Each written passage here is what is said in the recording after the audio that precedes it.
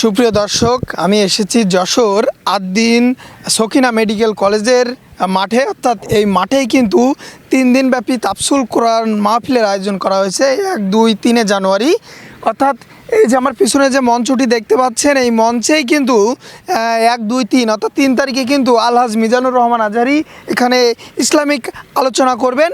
এবং তারই পরিপ্রেক্ষিতে দেখতে পাচ্ছেন চারিদিকে কিভাবে কাজকর্ম হচ্ছে এবং এখানে প্রচুর পরিমাণ জায়গা। অর্থাৎ আমরা ধারণা করতে পারছি 10 থেকে 15 লক্ষ মানুষের একটা আয়োজন হবে এই মাঠে। অর্থাৎ দেখছেন কত সুন্দর পরিবেশ এবং কত সুন্দরভাবে নির্বিঘ্নে কাজ চলে যাচ্ছে।